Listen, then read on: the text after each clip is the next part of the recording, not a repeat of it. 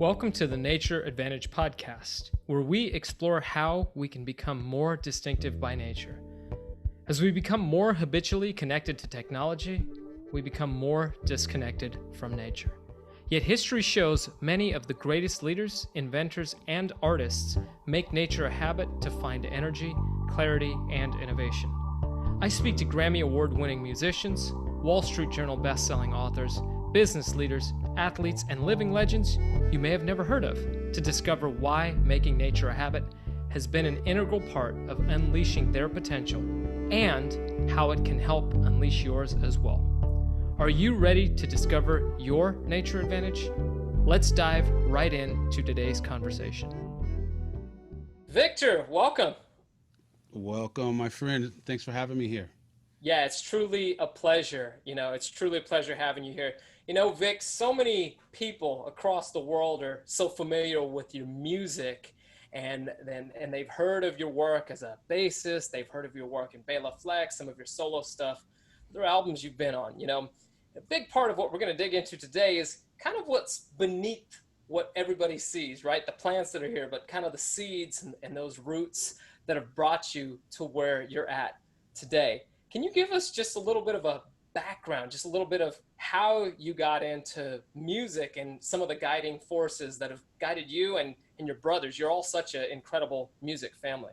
Yeah. It is an amazing story, even for me. But I'm the youngest of 5 brothers. And literally when I was born, they knew that I was the bass player because they were already playing. They needed a bass player, and that was me right away. So I've been playing music my whole life. I can't remember a time, and there probably wasn't much of a time where I wasn't playing. They started me very, very young. And because of our wonderful parents, we were able to get out and really do it, tour, play gigs. When I was at a very early age, so I was out playing gigs before I even started school. But music is still just something that I do. And I am a musician, but I can put that down. Like my instruments over there, and one's back there. I can put those down, but what's left is who I am.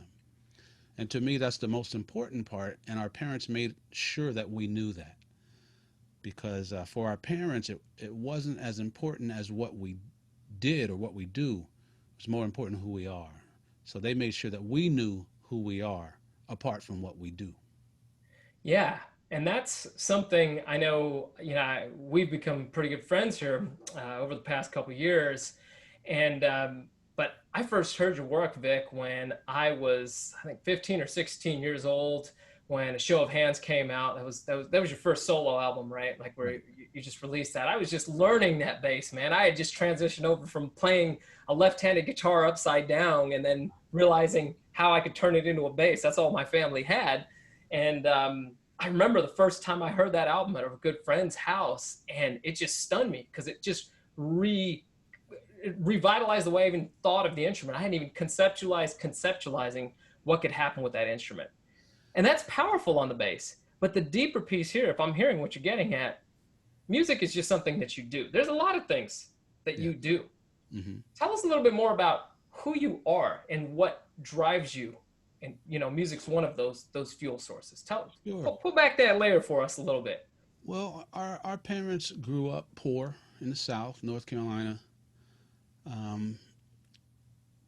in a different time. If you think of the 30s and the 40s and 50s, it was a different United States back then, especially for people of color. So our parents knew that they were raising 5 kids that a country might not support. All right. So we had to know who we were and to support each other and believe in ourselves and know who we were and who we are, especially facing a situation or a life in a country that may not support you back. So knowing that it could be tough for us, they made us strong. My parents, mom and dad, made sure that we knew who we were and that we were confident in ourselves. Our parents made sure that we could speak clearly and accurately. They made sure we were good writers. We all had to learn how to type. And more than anything, they made sure that we were honest, and not only to other people, but to ourselves. And so I would say that's who I am first. At least that's my goal, is to become better at that. Our parents knew that if they could get us to become good people, or no, we're born good people. If they could get us to maintain our goodness, then they really weren't concerned with what we did after that, because they knew we would do everything with the right spirit, put the right things in it, which would mean we would get the right things out of it, but also doing things that aren't just beneficial to us, to me. Especially like with music, I'm going to put this much time into playing music, money, effort, sweat, time. It needs to help other people, not just me. And we learned that as a kid. So I'm very fortunate to my brothers, who were like 4 extra parents, as well as mom and dad. Very fortunate for that. You know, I'm reminded, there was a Mama Wooten quote, right? So Mama Wooten was, you refer to her as that a lot, right? There's a quote that she shared, that you've shared many times. You mind just sharing that for our listeners? Because I think it applies in the vein of music or anything that we're doing in life. We have a lot of people going through right now that are trying to define their life by what they do. Musicians definitely fall into that space, but anybody, people that are working a corporate gig or a nonprofit, they can have that, what they're doing in their work, define them. But what did Mama say? Share that, because man, that just hits me every time you share that for us, Vic. I'll say first, the next book that I'm working on is a book of mom and dad's quotes, the things we grew up hearing over and over. And now that I'm a dad, I'm a parent, I realize what these things really mean. I just heard them as a kid, but they were taking root. But one of the main things that mom said, that a lot of people have heard me say, is she would ask us, what does the world need with just another good musician? She said, we have plenty. So what the world needs are good people. And that was mom. She wasn't saying don't play music or whatever. Sports, we did that too. But what she was saying is what I mentioned earlier. If you're going to do it, it needs to benefit more than just you. Right? It needs to benefit the world. And music's a great way to benefit the world. Right? You can take advantage of the, the popularity and all of that too. Because, you play music, people show up to listen to whatever it is you want to say. And you can abuse that. It's like Stan Lee, Spider-Man, say, with power come responsibility. So if all those people are coming to listen to whatever you say, we learn to do good things with it. Right. And, but yeah, mom had a lot of. They're coming. There's a whole book of them coming out. When's that book coming out for us, Vic? Well, you know what? I just finished writing, literally just finished writing my second book, the sequel to the music lesson. That book is called The Spirit of Music. Now that book is written, I have to start on the audio version of it. But I've already got the outline for the book on my parents' quotes. It's outlined already. I'm going to, while I'm working on my audio book, I'm going to interview my brothers and just record them talking about each quote. And then I'll put that into text. It'll be easy. I'll be able to do that one while I'm doing the audio book. Yeah, for The Spirit of Music. So that I'm excited about that one. People will love it. Yeah, I think so. I've heard so many Mama Wooten quotes and interviews that I've heard you on, panels that we've been on together, just conversations we've had. And they've given me just so many insights and so much wisdom about the world. Now, again, we come back to a lot of people are aware of your work as a musician. Some have really started to learn about your writing. Some people have seen your talks and your speeches.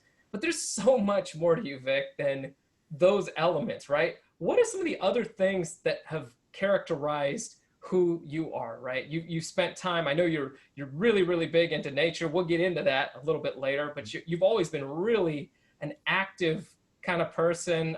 Tell us about some of the other hobbies and things that have defined you and getting you to become who you are and still becoming more of who you are and stepping more into that genius. Absolutely. Yeah, life is evolution. We evolve, and life is about change. And there's more to everybody. We may not know what it is, or we may not see it, or we might only see one part of a person. There's an actor, there's a singer, that's all we know, but everybody's is multifaceted. And then there's the parts that only we know, and then there's the parts that the public knows. So for me personally, I've got my fears, I've got my things that push my negative part of my ego higher, that I have to try to maintain. I've got this appetite, there's a whole lot of things that I'm internally always working on and striving to get better. But other things that I love to do, that I love the outdoors. I think maybe the second time I guess we physically met was out in the woods, at one of the nature camps. But I love the outdoors, and I love not just being outdoors, but how to learn about the outdoors, learning about trees and birds and animals and how to make fires with sticks, tracking, looking at the ground and following all that stuff. I love all of that stuff. I love to read. I don't get a chance to read as much as I like to read. And now I love to write. And of course, I love music. But even more than playing music these days, I love to teach it. Because I found a way of teaching life through music. So I don't have to call it life, but it's the same thing. I can just teach music and it makes people want to become better at life, But when I was a kid, I used to love to do acrobatics, dancing, break dancing, all the streets, whatever was on the street, I like to do that. I love magic, illusions, making, coins disappear, all that kind of stuff. But as a kid, I was really, and even as an adult, I was always into physical ability. What can your body and your mind do? So I always wanted to be in the circus as a kid. When we were a kid, we had this thing called Circus of the Stars. Would always come on once a year, where they take famous people and put them in a circus. But the famous people rarely did anything. They'd put a beautiful woman on top of an elephant, and the elephant trainer would have the elephant standing up and doing all this thing, and the star would just sit there. And I was like, man, when I get famous, I'm going to do everything in the circus. And now they don't have the Circus of the Stars. But I loved ability, so I did martial arts. Again, I taught myself acrobats on the street. I was a big fan of Bruce Lee, and Bruce Lee used to do one-hand, two-finger push-ups, so I did those. He'd do two-hand push-ups, but only on his thumbs. I studied Bruce Lee in and out and used to try to do everything he did. And then I'd learn about these yogis, and I'd try to hold my breath. Just physical stuff always drove me, crazy in a good way. So, I'm still like that, but I just don't have the need to do it all anymore. Right. But I do like sharing some of the ideas, things that I've never achieved. Throw them to my kids and say, "Hey, try this." Yep. And you've got quite the active family too, right? So Yeah. the kids, Yeah. the whole family are very active, and that's the thing that's interesting. Like all that conditioning you were doing for years and years and years, and pushing just a little past what you think is a belief of what you can do. What does that do? That allows us to break through on those limiting beliefs, right? So it taps your human potential. Would you say that impacted even your own approach to music and the bass in particular? Because it seems like when I was coming up, when I learned of your work, gosh, 20 something years ago now at this point, it seems like you were one of those bass players in particular that was kind of pushing past the belief of what the instrument was. Was some of those elements, did some of those kind of intersect for you from some of the things you were doing physically as a child? Because you're still a groovester. I mean, you can still get down and hold down that low end. Everybody hears all the fancy stuff you do, but you always come back to that groove still. Yeah. But how did that all intermesh for you? Yeah, you nailed it. I mean, it totally relates. But it started for us as a family, started with our parents. So our parents were poor, living in the South, again, different times then. So, you get sick, you don't have the money to go to the doctor. So you had to know what plants to eat. You had to know, all these tinctures and take pine needles and do this, all this kind of stuff. If you needed clothing, didn't have money to go buy it. So my mom learned to sew. So they had that mentality. Mom and dad were like, if something needs to be done, let's do it. We don't know how. Okay, we'll figure it out while we're doing it. So they had that mentality. Then when my brothers were born, so they're with my parents before me, right? So Reggie And Reggie, Roy, and Rudy all wanted to be superheroes. I mean, like Superman, Batman, Spider-Man. And they used to practice stuff, practice superhero stuff. So when they were young, they would jump over garbage cans and do a dive roll. And then when that got easy, they started jumping over bushes.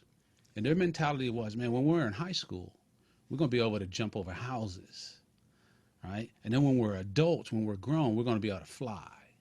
That was their mentality. So they would practice. So when I was young, being the youngest, when I was born rather, being the youngest, I grew up with that mentality. We're going to be superheroes, right? Superheroes can do anything. So that was our mentality. It just so happens that we became superheroes in music because none of my brothers are normal. I always say my brothers are crazy, but crazy in the best sense of the word. Crazy in my mind just means they don't think normal, right? And so when I was learning to play the bass, growing up with four of the world's greatest musicians, I was learning how to use two hands like my brother Joseph was doing on the piano, but I learned how to do it on the bass. Of course I learned chords on the bass. Reggie was playing them, right? If you take a saxophone like Rudy plays, a sax looks like this, but if you lay it sideways, it looks just like a guitar. So I could relate to that. And rhythms from the drums, of course. So I was learning drum rudiments, but all on the bass. I never became good at their instruments. Why would I? They're already playing them. But I was able to take that instrument's mentality, their techniques, and apply them to the bass. And for whatever reason, if I have any kind of gift, it's the gift of vision. I could see that as a kid. Oh, my brother's doing it, I can do it. And if I couldn't do it, I would say, hey, Joseph, lay this in your lap. Play this bass like a piano. Immediately, he's doing it. When I see it, there it is. So I was able to think outside the box because we were living outside the box. That's right. And I mean, one of the things that you just said there that I think is so powerful. It's important for people to hear whether you're a musician or not. But again, you said I'm teaching life through music, right? And when you said, hey, I learned these other elements on other instruments, but I didn't need to become great at them.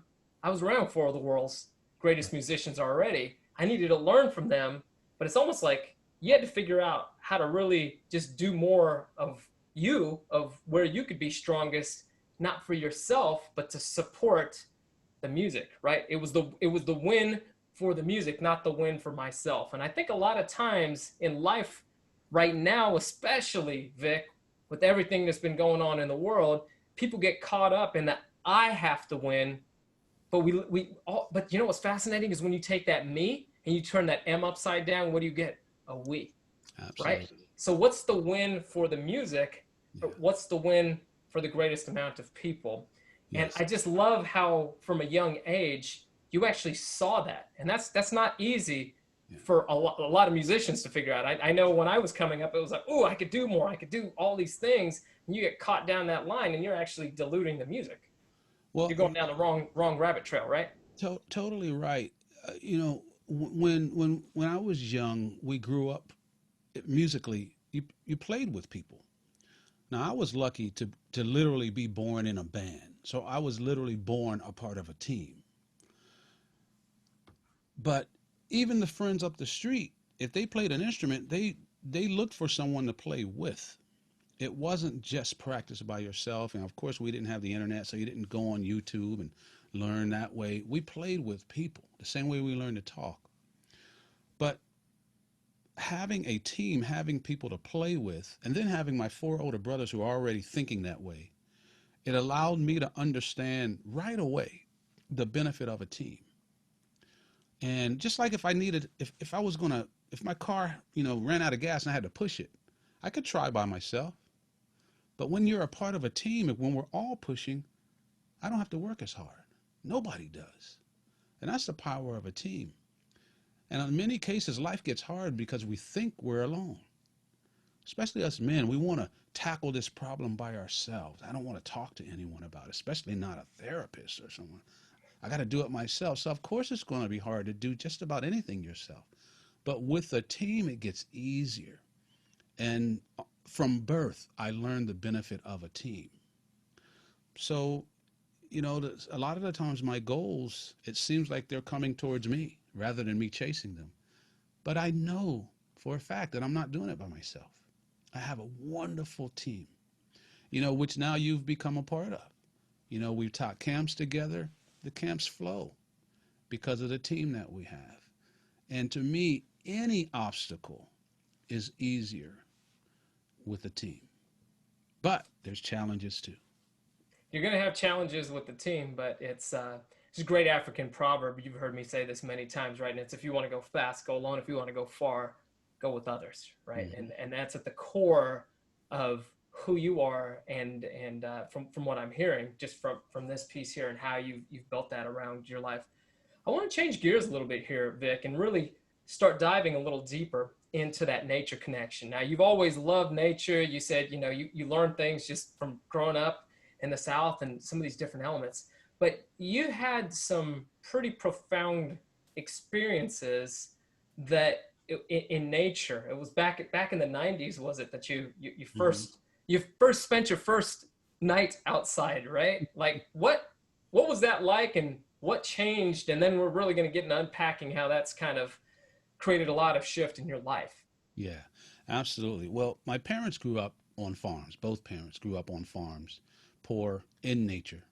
They knew about the plants and all that kind of stuff. But I didn't really grow up knowing that they knew that. Because when I was born, my dad was in the military. We lived on a lot of Air Force bases. So a lot of regular neighborhoods and houses. But I didn't know that nature, love for nature was in my DNA. It really hadn't been consciously awakened yet until I read a book by a man named Tom Brown Jr. It was a book called The Tracker. And I'm reading this book and it struck a chord. And I said, if this is a real guy, I got to find him. And again, this is just the way I am. This guy could look at the ground and tell, how long you've been there, your mental state, how fast you're going, whether you're left-handed or right-handed, where you've eaten, whether you have to pee, all this stuff from tracks. I'm like, what? I got to find this guy. So I found him, found out this guy was real. So I studied with this man for 10 years. And I'm still learning from him. But I mean, I went to classes every year, a few times a year. But before I went to that first class in, I think it was October of 91, I had not spent a night in a tent outdoors. It's always houses and stuff like that. And so when I first went to the class, I was a little uneasy. I figured I was going to be the one there that knew nothing. This bass player coming in there. I thought it was going to be a bunch of hunters and hikers and stuff. I found out nobody knew any much more than I did. And anyway, Tom Brown told us all right away, none of you guys know anything. He let us know that. But what I learned was earth-shattering, because that first class, I'm sitting there and he's talking about nature and tracking and awareness and wide-angle vision and inner vision. I'm saying, this guy's teaching music. He doesn't call it music, but this is what music is. But we don't teach music this way. We should be teaching music this way, right? We teach music in a way that we give you one thing and we send you in a room to practice that thing over and over. Who does that except musicians, right? If we teach you a basketball thing, we play a game next. You practice the thing a little, and then we play a game, right? If you want to learn to swim, we put you in the water.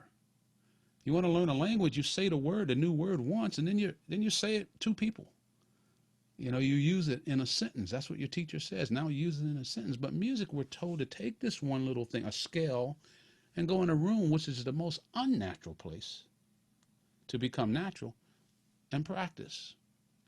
And I thought, when I was learning to speak, no one ever made me do that. And I could speak clearly by 2, by 3. Why does music take so long? And I realized the process was unnatural. And sitting there listening to Tom Brown and his instructors, this is a natural process. You learn something, you get it in your notebook, then we go out and do it. As he calls it, dirt time. You got to get your head and your nose in the dirt. All right? Wow. They didn't make us wait to learn to do it. We did it. And so I kept going back, but I kept taking his exercises, and you've seen some of them, Darren, but I would take his exercises and turn them into music exercises and do the same thing. And I'll say one other thing, then I'll turn it back over to you. When you when we're all trying to become natural, whether we realize it or not. We just want to be natural. We want things to flow. And when you see a person who does something so naturally, like if we went out to shoot archery and you've never done it before and you hit the target 3 times, I say, man, Darren, you're a natural. What does that mean? That means you're like nature, right? Nature doesn't really have to try. It just does it, right? A beaver doesn't have to practice chewing down trees and building dams. A beaver just does it. But we're humans. We consider ourselves at the height, at the top of the nature totem pole. But we can do some of the most unnatural things. So So to true, become Vic. natural, nature's the key. And on that note, I think you're really speaking something just powerfully here. As time has evolved and we've become quote unquote more civilized, right? We've actually, as we become more and more connected technologically, it's been amazing. But as we've become more connected technologically, we've become more disconnected from nature. For you, I want to ask this question. Has nature, in your time in nature, has that been a huge advantage in your life for advancing even your study of music and life? Because if I'm hearing you correct, I just want to make sure I'm unpacking this properly for listeners. You're not only teaching music and life, you're teaching nature, music, and life. It's kind of like this three-part harmony, if you will, and they kind of, intersect, and they go through these different versions of it, but they're all three of them are the same. How is nature an advantage, especially in a season where people can easily say, I've got to check this one more thing off my list, Vic. I got to do this one more thing. I got to go practice this style of scales in the music room as opposed to stepping outside or staring at the dirt, right? Examining the dirt, right? Mhm. Whatever it might be. Yeah. Well, I'm not even here to say that everyone has to take classes like I did, but we all know the benefit of nature. It doesn't need to be proven, right? You just were out on a stand-up paddleboard. You understand. You were in the ocean, right? What happens when we get uptight? Where do we go for a vacation? Do we go to an office building? No, we go to nature. No, nobody ever got to their deathbed and said, "Gosh, I wish I had one more day in the office." Right? Right. No, nobody ever got there. That's not on the Exactly. top 5 regrets Right. list ever, right? When we want to get away, we go back to nature, right? Even if it's daily, we'll go outside, maybe take a walk, a hike. We go to the mountains. We go to the ocean. We go to snowboarding. Nature. And we know what it does to us. It's refueling. It's giving, right? It brings us back to ourselves. So knowing that, I decided to make my music camps in nature. Now, we could rent a hotel and have our camps there. We could rent an auditorium having camps there, and there's nothing wrong with that. I've got friends who do it, and they do wonderful, beautiful camps, and people love them, including me. But it's different when we do our camps in the woods. We do them in the woods. We live together out in the trees. We spend a lot of time outdoors. We eat together. There's the shower houses there. We sleep in our cabins. And I even have nature instructors, people who used to teach for Tom Brown, come and now teach at our camps. And nature does it on its own. But then when we can get them to fall in love with nature by teaching them some things that they didn't know but are exciting. Like we had these kids come. We have a high school from Michigan who comes every other year. They bring they get on 2 big buses and they drive from Michigan. And the buses park up on the bridge and we walk about a half mile into camp. And so we walk in and then camp starts. They see the place and the eyes are wide and there's neat buildings, domes and teepees. And I remember we did a 4-day camp for them. And then we walked back out to the buses. And our instructors just walk and we listen with smiles because the kids are looking at plants, they're looking at birds, they're hearing birds, they're looking at tracks, and they're going, wow, this stuff was all here when we came in, but we didn't notice. Now we're seeing everything. And our instructors are like, yes, right? They're falling in love with nature. So they're going to get outside And like taking a vitamin that you can take and forget about, you can forget about nature and it's going to do its thing, right? In other words, I don't have to get out there and say, oh, this is so good for me. I need more. Just go to the ocean and enjoy yourself. You don't have to think what it's going to do. It does it, right? And our camps are the same way. There's an underlying magic that happens, whether we talk about it or not. For a lot of folks, that is so true. We know this, and yet we have distanced ourselves from it in many ways, right? So many people have gotten into this. If I'm hearing you correct, Victor, would it be safe to say that we've got to just allow ourselves to just be there, and instead of us focusing on what we have to get done, allowing us to just be done by it, just in whatever way it's going to be, and we know it's going to energize us, charge us, develop us in the ways that it needs to. It's beneficial to know that. Mm-hmm. We will do it. You know, life sometimes can get so bad that we feel that calling. But the same way we can forget to eat sometimes, we can forget to sleep, we can forget to exercise. Even though we know we should do it, we shouldn't wait until it gets bad before we remember. So nature is one of the best things we can do for ourselves in all aspects of life. Nature's connected to everything. Our instruments, our clothing, our food, the air we breathe, the fuel that we use, everything comes from nature. Everything. So it makes sense to understand it, appreciate it, and protect it. What are some of the ways, obviously right now, you're at home in Tennessee, and this is the longest you've been home. So what did Holly say when you first came off the road? You know, been married 25 years and been living together for 4 months now. Is that what the quote is, or 5 months? I think she said something along those lines, right? And we're doing this, right? But Vic, it's easy to also fall into the space here. You travel a lot typically when we're not going through what we've been through in 2020 here with COVID, being grounded and all that. How do you manage to stay intentional about this?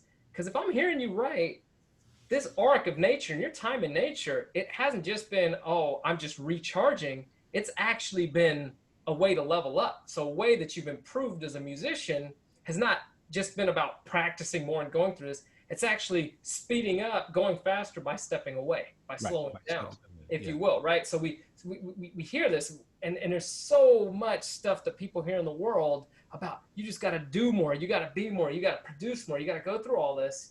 And if I'm hearing you correctly, it's actually the chance of stepping away that allows you to make that advance forward, to kind of, you've used this analogy before, but kind of be that slingshot that kind of catapults you forward, but you got to pull back and step away.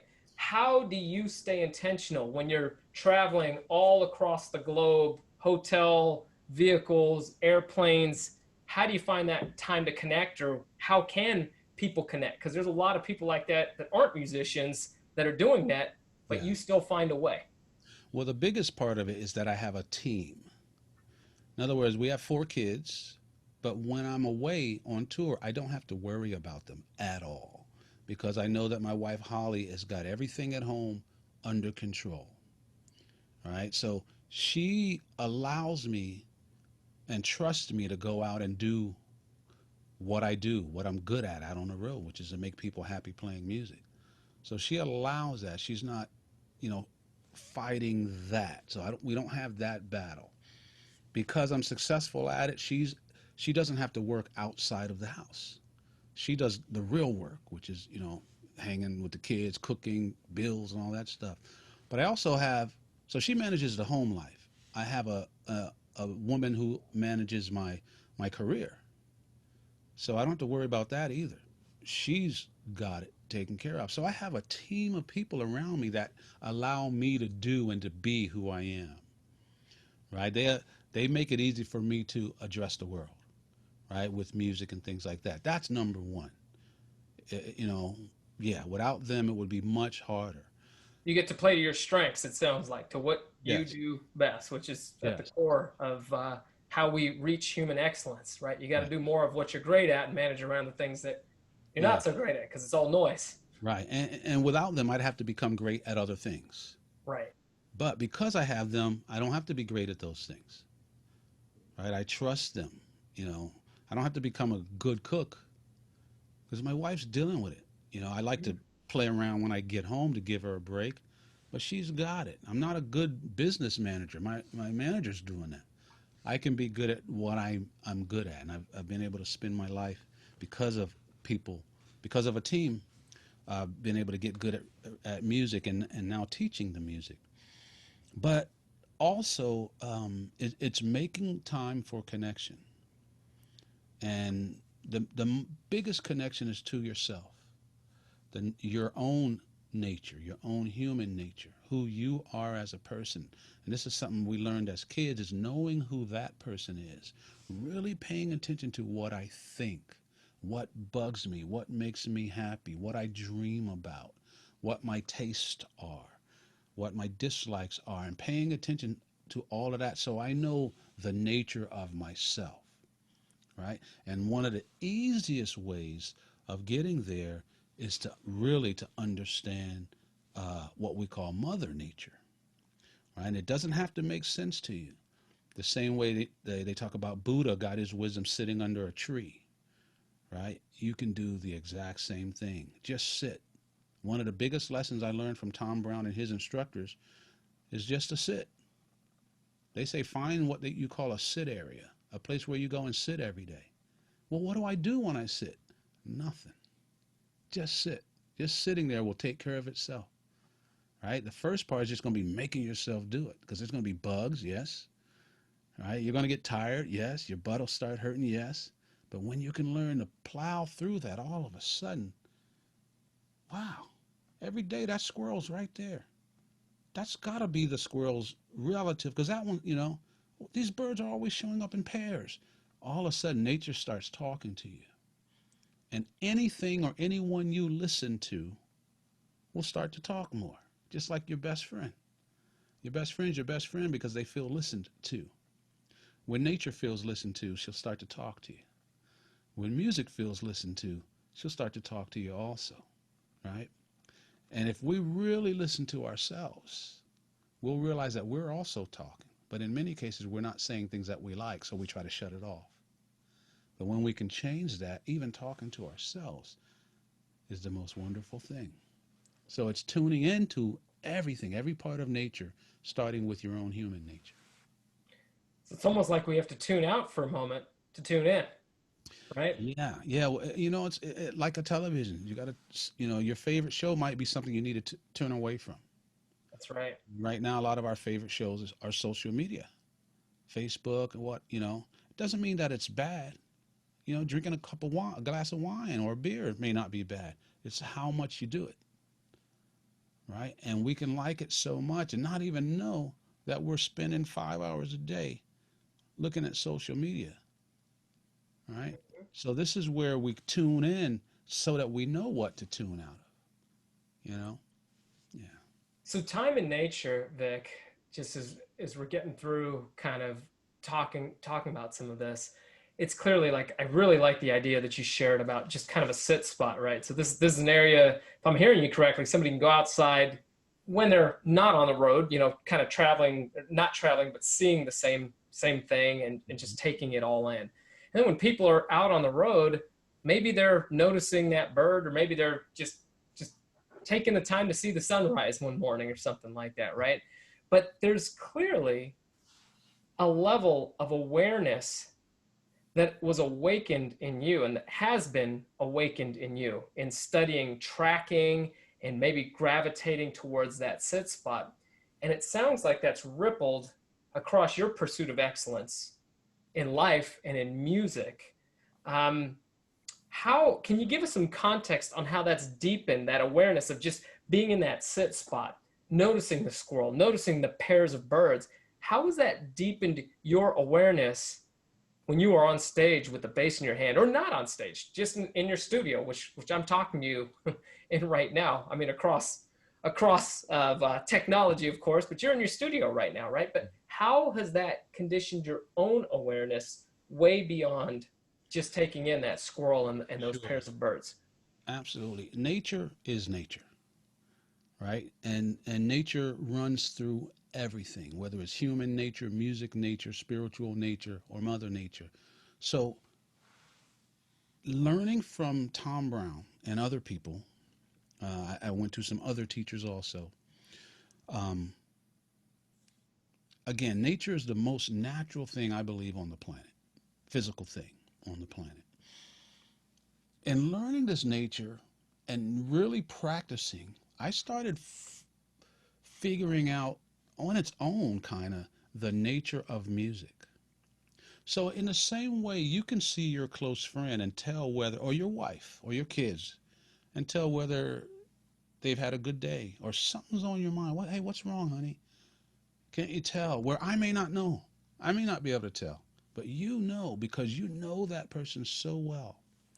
Well, I've been playing music my whole life, since birth. When I started really studying nature, nature taught me to hear and feel and recognize the nature of music. Now, this is going to sound weird and fake, but I know you will get it. I can listen.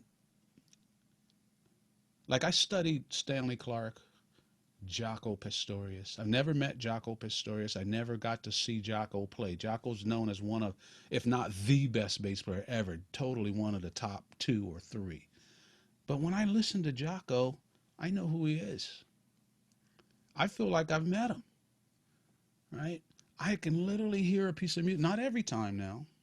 I can literally hear a piece of music and know what the musician's thinking, feeling. I know why they did that. Right? I can play a piece of music and direct it towards you. You may be in the audience, Darren, surrounded by hundreds of thousands of people, but I can hit you with what I play. The same way I can call your name and you talk and you'll pay attention. The same thing can happen with music, because nature connects us all. There's something invisible, right, that connects us all, and that's the real nature. Now, on earth, everything expresses itself physically for us to understand it, right? To hear music, it has to vibrate, these hairs in our ears, right? To see something, it has to vibrate and hit our eyes, to touch something and feel it. But there's an invisible thing, too. And when you really get into nature, you start to reach the invisible, and it starts to seem like magic. And it is magic. It's just that now we know the answer. Right? Where other people don't know the secret, right? They're watching this hand while the magic's going over here. And that's what's happening with a lot of people. They're learning this, but the magic ain't here. The magic is somewhere else. And I've been lucky enough to get into that somewhere else. And a lot of it is, for one, I've been doing it a long time. But when I learned about nature, and Tom Brown talks a lot about invisible stuff, it allowed me to see the invisible side of music. That's very, very profound. And you were able to see that through music. But remember, everybody, it's nature, it's life, it's music. There, for Vic, if I'm hearing you correct, those are one and the same. Those Absolutely. Are adjectives for each other. Sure. So when we're thinking about it, maybe you're not a musician. That's okay. You still have life, you still have nature in you. And music is still a thread that's there. It's there. The silence is a beautiful sound. In fact, we've talked about this a whole bunch of times. Vic, you and I could sit here for hours, as we've done before, talking about this kind of stuff. But silence, the spaces in between, is what makes music. That's what we've talked about. Yeah. I wanna just ask you something here, and just think about this for a moment. You have already had a phenomenal career in music, and you have a lot more in you. You're getting your second book going. You've got a third book on the horizon beyond that. You look back, one day when you're in your 90s, and you're looking back, and I still think you'll be playing amazing music and doing incredible things. What would be some of when you're looking back on the highlight of the impact you had through any of your work on the world for humanity, what would it be?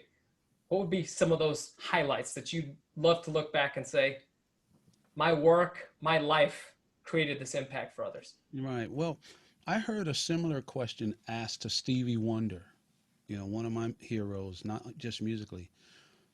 And they asked him what has been one of his greatest achievements. And I love his answer, and I think the same way.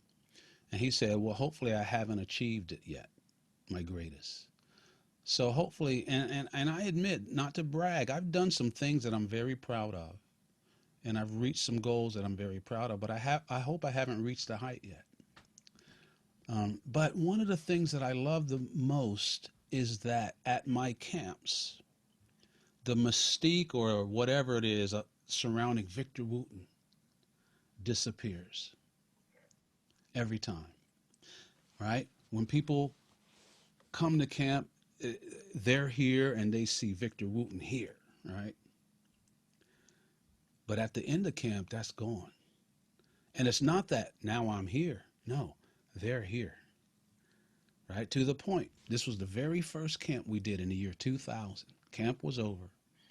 And a little young kid, Mel, came up to me fighting back tears. And he said, Victor, when I first got here, I was like, wow, there goes Victor Wooten. And he said, but now I see everybody that way. And I went, whoa. In my head, I went, we did it. This is what my mom's been talking about, right? The camp where a lot of people, my name's on the camp t-shirt, your t-shirt's got Wootonium on it, right? It may look like it's about me, but it's not. The greatest gift is when I disappear and you show up. That's the secret of what the camps are really about. And nature helps draw it out, because you realize, wow, I can be me. I can quit hiding. I can let my guard down. I don't have to hide my mistakes. People love me just because of me. And after that, they don't have to, you have to remember what people see in you comes from them. It's what they want to see in them, or maybe even what they don't want to see in themselves. So they put it upon you. I hate that guy. But all of a sudden, when they realize who they are, they don't need to give that away and thrust it upon me. They realize their greatness, which is a part of their nature. How could you be born and not be great? So that, to me, that's an achievement. I love that. Helping to bring out the greatness in others by giving yourself permission to be you. Sure. And in all the ups and the downs of that form, right? So that vulnerability. Getting them to see the greatness in themselves, because it's there. Yeah. My mom would say, God didn't make any mistakes, right? The greatness is there. You think about it, Darren, just to be born, right? We know what it takes. There was a race, an explosion. Out of all the choices, we were chosen. Could have been a different, whatever, but it was us. So we've already won, right? The biggest lottery, the biggest contest we could ever enter, we already won, regardless of what we do after the fact. No one can take our victory away. And I like to show people, your trophy that no one else has is right here on the tips of your fingers, right? You can touch something and they'll know it was you. No one else in the history of humankind, only you. That's how powerful we are. We have our own barcode that says you. That's your proof. You are magnificent. The only thing is that we're all that. Everybody. That's right. Regardless of what we do. But because we're human and we have free choice, to make this more special, we get to do stuff with it. Doesn't mean you have to. You could sit on your couch for 100 years. No one can take your victory away. Right? That's our true nature. But we think our nature, we get it mixed up with what we do. What do? Oh, I'm a musician. I'm a basketball player. I'm a garbage collector. That's just what we do. And the garbage collector is more important in my world than the basketball player. And, we look down on that job, but let them not pick up your garbage for a month. Or a week. Or a week, right? I don't care who you are. Yeah, exactly. Right? So, we all do stuff, but it's who we are, to me, that's really special. And I love it when people find that out, that, wow, I'm enough. I'm more than enough. I'm actually special. That's beautiful to see in a person. That's it, Vic. And this is so enlightening. It's so profound. And again, I know a big part of your work is I've connected with you. You're so well known in the music space. You are known as an author in these different areas, but this is the side of you that the world needs a lot more of this right now and always. What happens? What would the United States look like right now if we were looking at each other as opposed to what are our differences and how do we isolate and be in different camps towards what are the unique areas of greatness that we can put together and build something even more great. Sure. But there's a lot of things that have to there's a lot of things that we have to work through to get to those points, and that's a conversation for a whole nother day. Everything that Victor is saying, I can completely attest to. I walked into you on a street corner last year in May after having a conversation, ironically enough, on serendipity and the power of thinking and energy and all this stuff, and walked into him on a street corner. And Vic had always been an icon. You had been that Victor, like, oh my gosh, I was giddy, man. I was like when you said when you met Stanley Clarke for the first time, you turned into a 5-year-old boy. That's how I was when I walked into you, and even the first couple times I connected with you, and over time it's been amazing how we've just been able to work together and go through that. But it brought out more of me and more of my, it's almost, it gave me permission to step more into myself. And I've seen that time and time again. And then a ripple effect of that's so profound is then we give others permission to do the same, and they start freeing others to step into that space. Vic, we could talk for hours, as we both know. I want to be respectful of your time, and I want to just ask you, what are some of the best ways that people can find you, that they can connect with you, and going forward here? Yeah, I'm very easy to find and to connect with. You can start with my website, victorwooten.com. My schedule is usually there. And, right now, none of us really have a schedule. So there's no tour dates. But whenever we get back out on tour, I usually stick around after every show to say hi to people, as long as it takes, as long as the venue lets us keep going. I want to shake everybody's hand and hug you and thank you and answer your questions and things like that. So my website, victorwooten.com. You can also find me on Facebook, Instagram, Twitter. I get messages there, and I do my best to answer them. Sometimes it takes me a while because I get a lot, but I do try to answer. I have lots of records, videos, books, T-shirts as you're wearing. I try to put myself out there because I like connecting with people. Of course I have a private side, but I'm not just trying to stay private. I love connecting with people because people gave me this career. Right? I'd be a good musician anyway, but I may not have I wouldn't have a career as a good musician without people.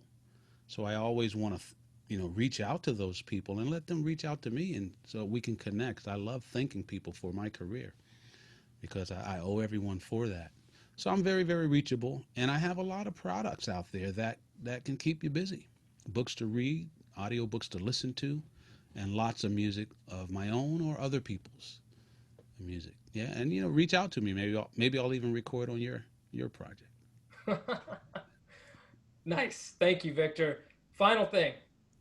Any final words of wisdom, any final insights that you want to share, or simple practices that people can have that can help them get that connection to nature? What do you got? What's on your mind? Sure. Well, I'll try to keep it down to two things. One is during this quarantine time, what are you doing differently? And it could be beneficial to make a list. What am I doing differently now that, what am I doing a lot that I wasn't doing before quarantine? And at first, don't judge it. Just write it down. Maybe I'm cooking more, taking more walks. Maybe I'm sitting down more. Maybe I'm exercising less or more. Write it down. But then go through that list, go back through it, and figure out what are the things I want to continue doing once we're free to go about our lives again. And put a check mark by those things, and then make a new list of those things and start doing them as much as possible now so that they become a habit. And in my mind, that's the best way to come back, not normal. We don't want to come back to normal because, as we've talked about before, normal got us to this crazy place.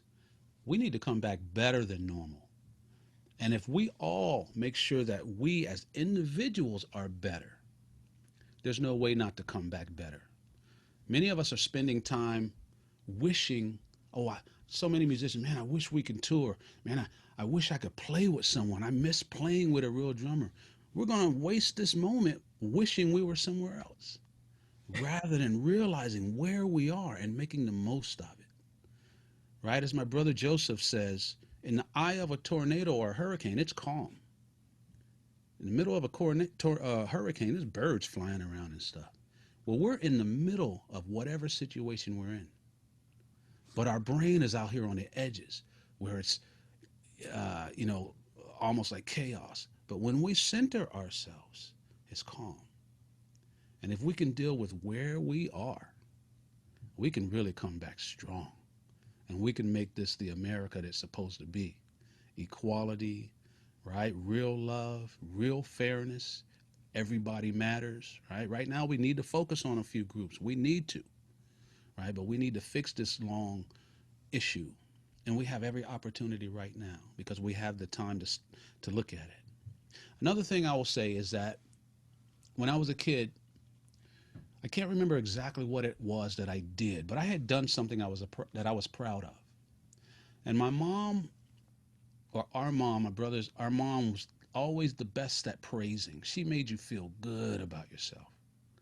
But one day I said, I can't remember what it was. Mom, I played my bass 4 hours today. I practiced and I learned this or whatever. And that day she didn't really praise me. She said, okay, well, what does that have to do with me? And I was like, whoa, this is different. And I had to think, well, what does it have to do with her? I put all this time, hours, and did it just benefit me? So it's beneficial to look at you and what you do in life and what you love to do and see how it affects other people. Is it just making me richer, whether it's money or emotionally, or is it really helping the world? And I'm not saying that one is good and one is bad. I am saying that when what you're doing, if it's helping the world, it becomes easier because then the world is helping you back. All right? So ask yourself, what does this, whatever I'm doing, have to do with anyone else? And we can, when our goals, it might be a personal goal, but when I include the world as my personal, then it's a good way to be selfish, right? I know I'm doing this for me, but it's helping the world because I include everyone as myself, and then selfish is the best way to be. So that's another thing we can do is tie everything we do to the world and make sure the world is benefiting. Right? So much good stuff, Vic. We've got Find Your Sit Spot, which could only be just for a few minutes to just on a given day, 30 seconds even. We've got, how is your work connecting to the world? Like thinking about that. And that's the best kind of selfish that we can be. Sure. I love it. Victor, thank you so much for your time today, for your insights to share with the world and the impact that you are making on humanity through your music, through your life, and through your nature. It's huge. And sharing some insights today on what we can do to connect with our own nature advantage, because it's there for everybody to get to go after and to grasp. I appreciate it, Darren. You're doing the same thing. And to quote Muhammad Ali, who for a while I think said he had come up with the world's shortest poem. Muhammad Ali used to like to say poems, but he had a nice poem that said, you, me, we. I like that. And just like that, we're going to leave it right there. Thank you, everybody, for tuning in. Thank you, Vic. Thank you, Darren. Thank you for tuning in to this episode of The Nature Advantage and for subscribing and rating and sharing the show with anyone you know who will benefit by tapping into their very own nature advantage. The Nature Advantage is made possible by our three incredible sponsors: the Victor Wooten Center for Music and Nature, the Cure for the Common Life podcast with Joseph McClendon III, and 34 Strong. Be sure to check out information on our sponsors in the show notes below. We want to thank you for tuning in, and we will catch you on the next episode. I'm your host, Darren Verasamy, and leave you by asking, how will you collaborate with nature this week? I'm out.